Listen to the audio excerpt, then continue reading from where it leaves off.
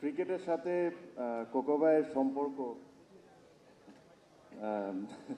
বাংলাদেশ ক্রিকেটের সাথে কোকো ভাইয়ের সম্পর্ক আসলে কতটা ইম্পর্টেন্ট আই এম শিওর এখানে অনেকেই আছেন যারা ওনার সাথে ক্লোজলি কাজ করেছেন, ওনারা জানেন।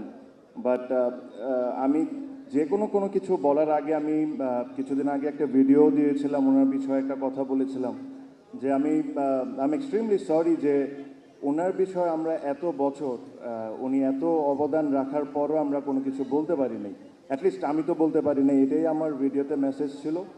তো হয়তোবা আজকে এই সময় আজকে অনেকে অনেক কথা বলবেন। আমি সবসময় ওনাকে এভাবে করে দেখতাম, যিনি একজন ভিশনারি ছিলেন।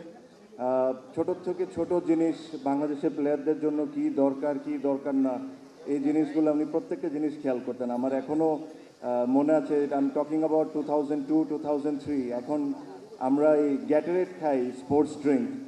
উনি ওই সময়ে ওই জিনিস নিয়ে চিন্তা করতেন, ওই জিনিসটা কিভাবে বাংলাদেশে আনবেন, প্লেয়াররা আমরা কিভাবে খাবো না খাবো, এইসব নিয়ে ওনার সবসময় চিন্তাধারা ছিলেন।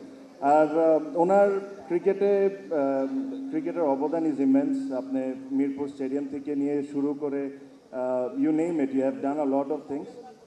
But it is very unfortunate যে এত বছর উনি যে জিনিসটা ডিজার্ভ করতেন, যে অ্যাপ্রিসিয়েশন ডিজার্ভ করতেন, এই অ্যাপ্রিসিয়েশন আমরা কেউ দিতে পারিনি। That is very unfortunate.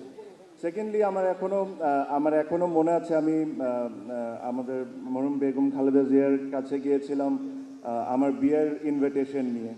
তো অনেক কথার মধ্যে একটা কথা এসেছিল, কোকো ভাইয়ারকে নিয়ে কথা হচ্ছিল। তো তখন উনি আমাকে খুবই ইমোশনাল হয়ে একটা কথা বললেন যে দেখো তো, আমি ওর বিষয়ে এসব কথা কেউ বলে না।